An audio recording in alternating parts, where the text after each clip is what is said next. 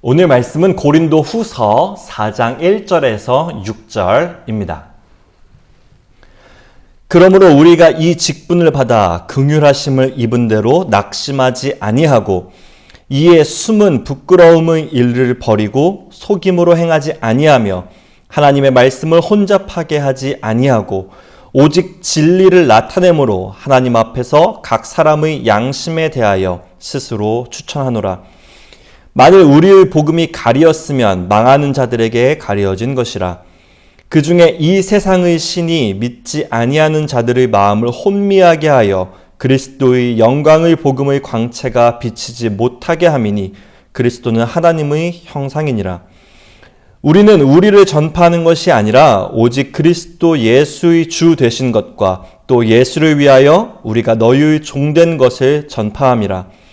어두운데 빛이 비치라 말씀하셨던 그 하나님께서 예수 그리스도의 얼굴에 있는 하나님의 영광을 아는 빛을 우리 마음에 비추셨느니라.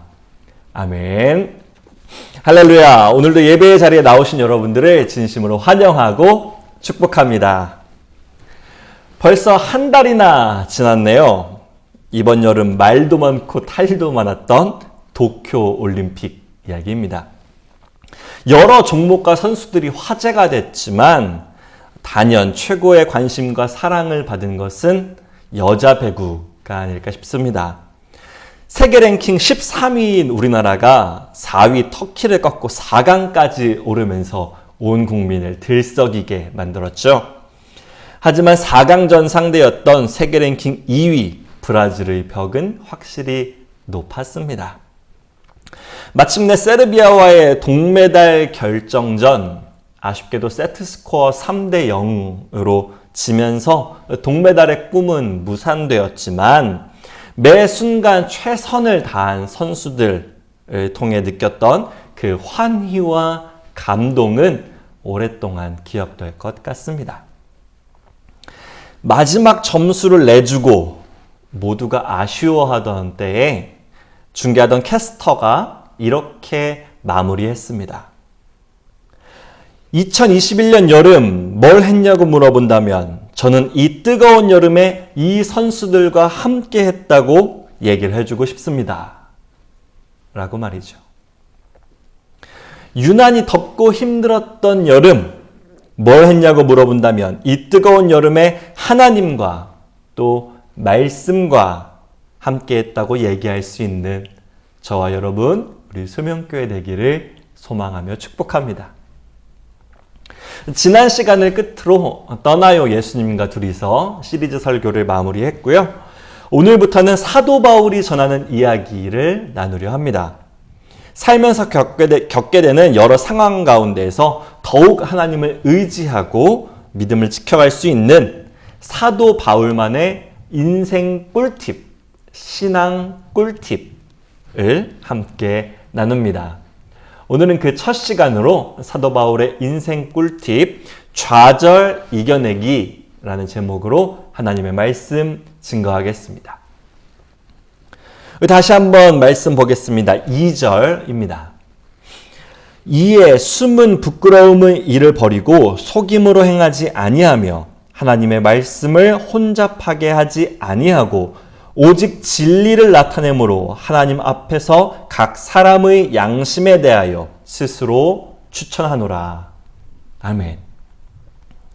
사도 바울은 먼저 복음을 전하는 데 있어 어떤 편법이나 부끄러운 방법이 더딥혀지는 것을 거부하고 있습니다.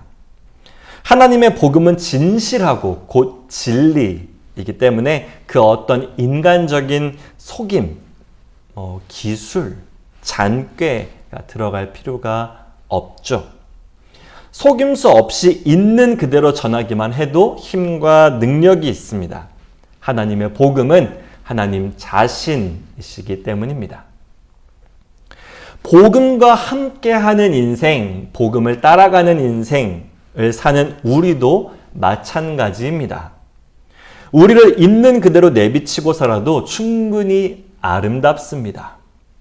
하지만 현대인들이 그런 삶을 살기는 쉽지가 않는 것 같습니다. 더 멋지고 더 강하고 더 당당한 삶을 보이기 위해, 그런 모습을 위해 많은 위선과 가식이 필요한 듯 보이죠. 물론 모두가 그런 건 아니지만요. 스스로에 대한 확신보다는 누군가의 평가와 눈치에 더 많은 시간을 쏟으며 살아가는 것이 요즘 현대인들이 아닌가 생각해 봅니다. 남들과 비교했을 때 더 좋은 집, 더 좋은 차, 더 좋은 삶, 더 멋진 인생, SNS 등을 통해서 볼 수 있는 모습입니다. 사실 어쩌면 그것이 인간의 본성이고 욕망일 수 있습니다. 저는 이것이 더 나은 삶에 대한 왜곡된 표출이라고 생각합니다. 복음의 꾸밈과 속임이 필요 없는 것처럼 우리도 남뿐만 아니라 스스로를 속일 필요도 없습니다. 그런 필요가 없죠. 오히려 있는 그대로 인정하고 스스로의 속내를 내보일 용기가 필요합니다. 그래서 우리에게는 속임으로 덮지 말고 속내를 드러낼 필요가 있습니다. 세상에서는 그러면 호구가 된다고 합니다.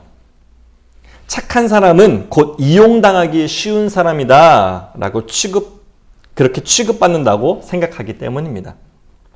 설령 100번 양보해서 사회생활, 직장생활은 그렇게 한다 쳐도 스스로에게는 어떨까요? 우리는 스스로를 얼마나 인정하고 솔직하게 대면하고 있습니까? 나는 이런 사람이야 라고 솔직하게 말할 수 있는 사람이 몇 명이나 될까요? 세상을 속이고 자신을 감추려는 이런 마음은 나아가서 하나님에게도 시도되고 있습니다. 하나님 앞에서는 아무것도 가릴 수 없는 인간이지만 가소롭게도 눈 가리고 아웅을 하고 있는 모습입니다. 하나님의 원리는 복음을 전하는 것이나 인생을 사는 것이나 크게 다르지 않습니다. 하나님께서 창조하신 한 세상이기 때문입니다. 그 무엇도 하나님을 속일 수는 없습니다. 그렇기에 복음에 속임이 없는 것처럼 우리도 속임이 없어야 하겠습니다. 사도 바울은 분명히 말합니다. 하나님 앞에서 각 사람의 양심에 대하여 스스로 추천하노라 라고 말입니다. 1절 말씀처럼 우리가 낙심하지 않는 것, 곧 좌절하지 않는 것은 먼저 하나님과 양심 앞에 속임 없이 속내를 밝히는 것에서부터 시작됩니다. 성경에는 그러지 못했던 인물들이 많이 나옵니다. 우리가 생각해 볼 수 있는 것은 창세기의 아담과 하와입니다. 하와가 뱀의 유혹을 받아 선악을 알게 하는 나무의 열매를 먹었습니다. 그러곤 남편 아담에게도 열매를 건넸죠. 하나님께서 물으십니다. 내가 네게 먹지 말라 명한 그 나무 열매를 네가 먹었느냐? 아담은 하나님 앞에서 어줍잖은 핑계를 댑니다. 하나님께서 내게 주신 여자가 내게 주어서 먹게 했습니다. 결국엔 하나님 탓입니다. 하나님께서 내게 주신 여자가 나로 먹게 했으니까요. 하와는 뱀이 나를 꼬여서 그렇게 했다고 말합니다. 그 뱀도 하나님께서 만드신 것이기에 결국 하나님 탓입니다. 어떻습니까? 이것이 솔직한 대답인가요? 아닙니다. 이들은 하나님 앞에서 스스로의 행동이 부끄러웠습니다. 벌거벗은 몸을 알게 된 것이죠. 그래서 자신들의 행동을 있는 그대로 솔직하게 하나님 앞에 고백하지 못합니다. 어떻게 해서든 정당화시켜 보려고 하죠. 속내를 드러낼 용기가 없었던 것입니다. 결과적으로 하나님께서는 이들을 에덴 동산 밖으로 쫓아내십니다. 저는 상상해 봅니다. 이때 아담과 하와가 하나님 앞에서 속임 없이 속내를 드러냈다면 어땠을까? 하나님 죄송합니다. 제가 너무 두렵고 떨립니다. 제가 하나님의 명령을 어겼으니 벌하시되 다만 은혜를, 다만 자비를 베풀어 주세요. 라고 말했다면. 하지만 그들에겐 그럴 용기가 없었죠. 그 무엇도 하나님을 속일 수 없는데도 불구하고 그들은 하나님께 저항하듯 대항하듯 하나님을 속이려 합니다.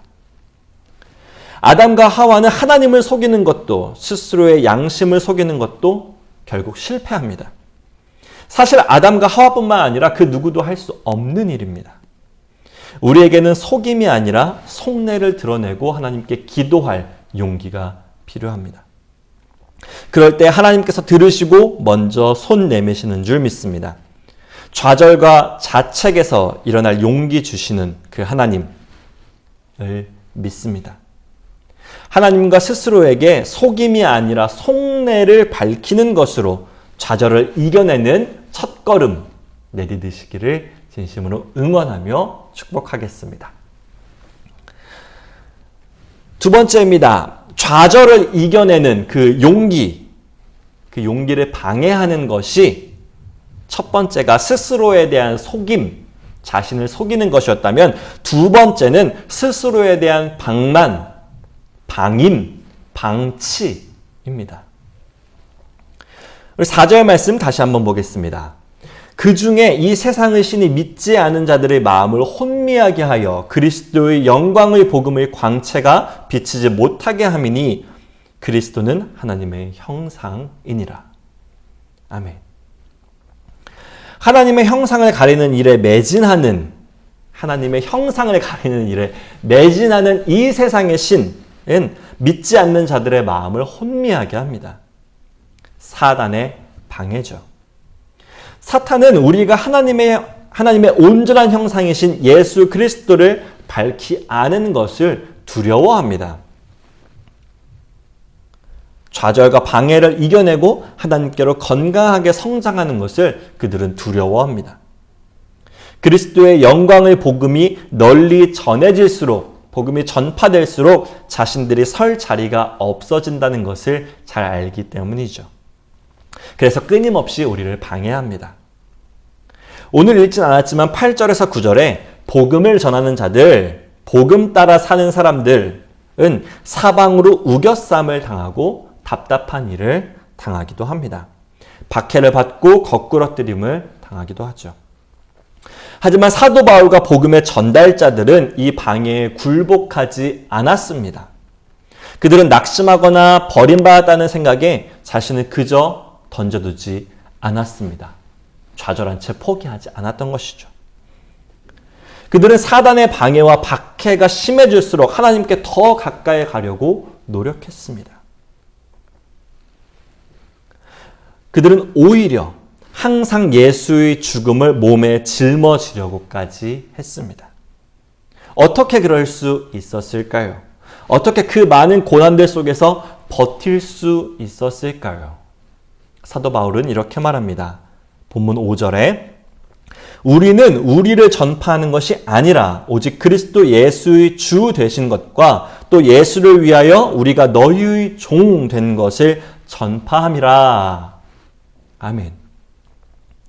우리가 전하는 것이 우리의 사명이 우리에 관한 것이 아니라 나를 위해서가 아니라 오직 그리스도 예수께서 주 되심을 전하는 것이기 때문이다.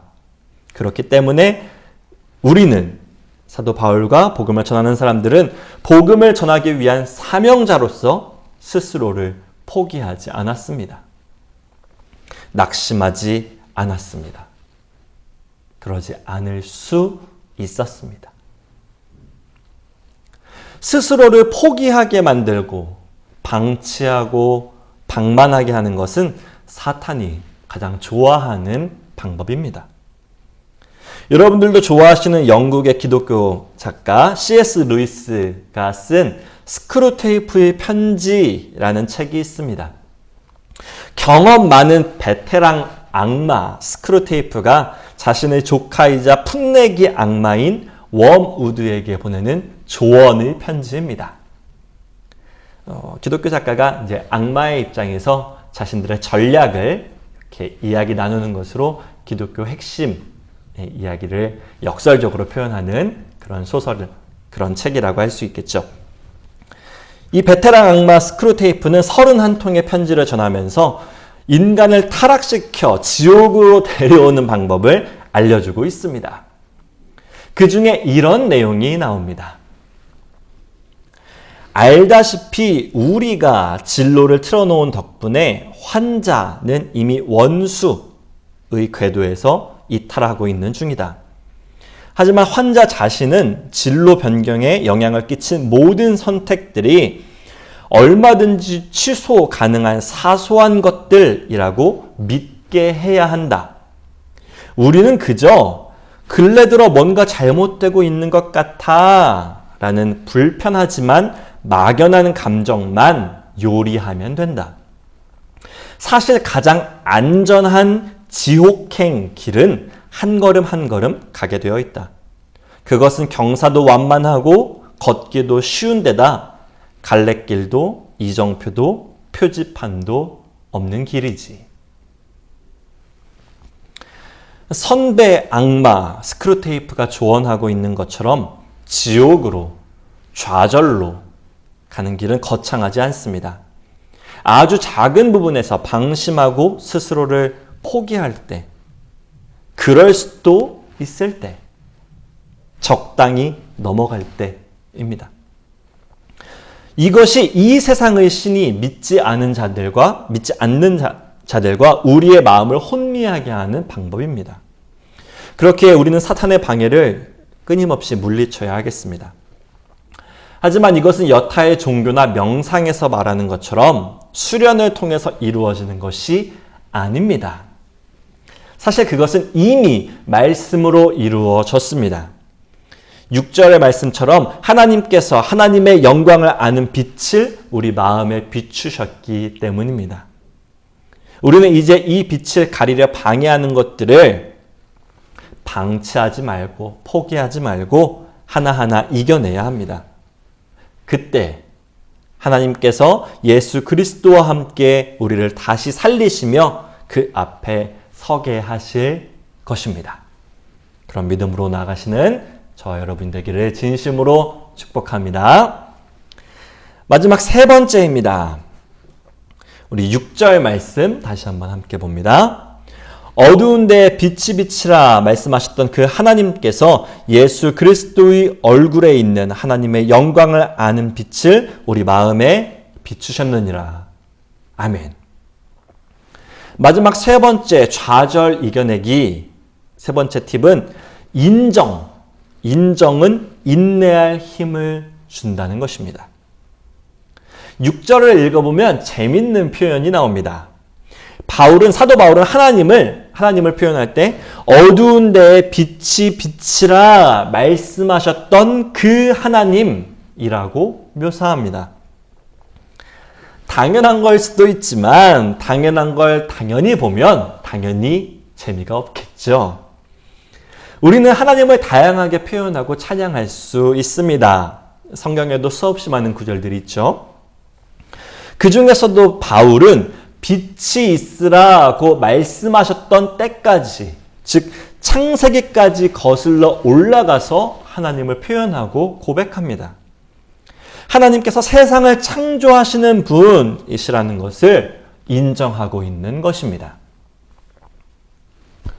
우리는 어려운 상황을 겪게 되면, 좌절하게 될 만한 그런 상황을 겪게 되면 머리가 하얗게 되는 것을 경험합니다. 앞뒤 분간이 어려워지고 객관적인 판단은커녕 감정이 앞서게 되죠. 저는 그럴 때 표정 관리가 잘 안 되더라고요. 상황을 돌아볼 여유는커녕 내가 누군지, 여긴 어딘지 그런 생각조차 들지 않습니다. 사도 바울은 수없이 많은 환난과 핍박을 받은 사람입니다. 누구보다 이제 여기까지면 됐어 라고 할 만한 사람이죠. 그런 그가 고린도 교회에 전하는 꿀팁은 바로 이것입니다. 힘들수록 고난받을수록 좌절할 만한 때일수록 하나님을 인정하라. 태초부터 그 태초를 창조하신 하나님을 인정하라는 것. 그때 그 하나님께서 우리와 함께 하신다고 말입니다. 사실 하나님을 인정하는 것이 쉬운 일은 아닙니다. 하나님을 인정하는 것이라는 게 무엇일까요? 간단히 두 가지만 생각해 보면, 먼저는 하나님께서 오직 유일한 하나님이심을 인정하는 것이고, 두 번째는 하나님께 능력이 있다, 하나님께서 하셨다라고 하는 우리를 낮추는 겸손입니다. 사도 바울은 수없이 고난당한 것만큼 수없이 많은 업적도 세웠습니다. 그가 가는 곳곳마다 교회가 세워졌고 복음이 전파되었잖아요. 사실 목에 힘이 좀 들어갈 만합니다. 어깨에 힘을 좀 줄만 합니다. 하지만 그는 끝까지 자신이 한 것이 아니라고 말하고 있습니다. 자신은 그저 질그릇에 불과하고 진짜는 이 보배를 주신 하나님께 있다고 말입니다. 그는 교만과 자랑을 내려놓고 하나님이 하셨음을 인정하는 것입니다.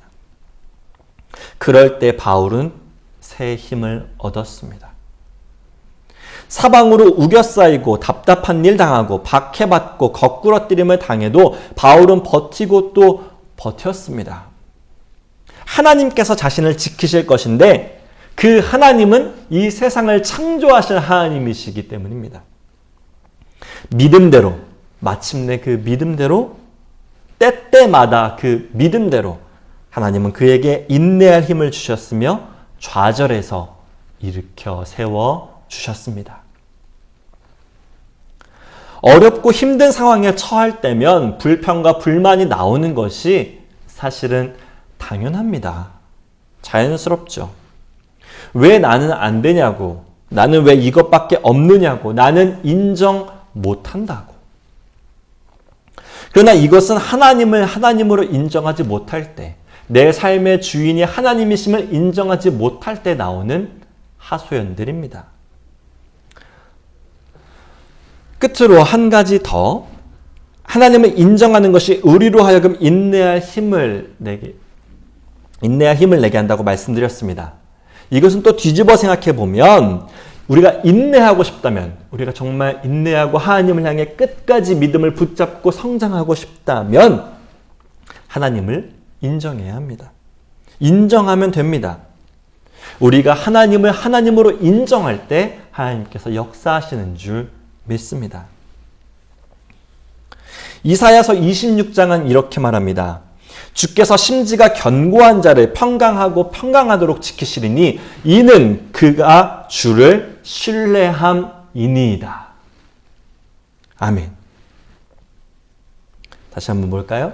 주께서 심지가 견고한 자를 평강하고 평강하도록 지키시리니 이는 그가 주를 신뢰함이니이다.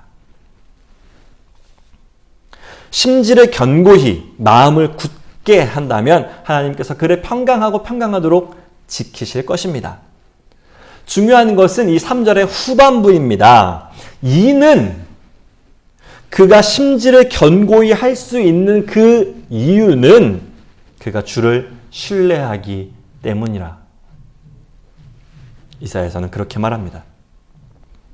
오직 주를 신뢰함으로, 오직 주를 인정함으로 마음을 견고히 하여 주님 주시는 평강 누릴 수 있는, 그 평강 누리며 사는 저와 여러분 우리 소명교회 되기를 진심으로 축복하겠습니다. 말씀을 정리하겠습니다. 사도 바울의 인생 꿀팁 첫 시간 좌절 이겨내기, 오늘 세 가지 말씀드렸습니다. 첫째, 우리의 마음을 속이지 말고 하나님께 속내를 드러내십시오. 우리의 마음과 기도를 온전히 살피시는 하나님이심인 줄 믿습니다. 두 번째, 우리 믿음과 인생을 방해하는 것은 스스로를 방치하는 것에서 나옵니다. 스스로를 포기하거나 내버려 두지 마십시오. 하나님은 끝까지 우리를 살피시며 지키십니다. 마지막 세 번째, 하나님을 인정할 때 우리에게 새 힘 주시는 줄 믿습니다.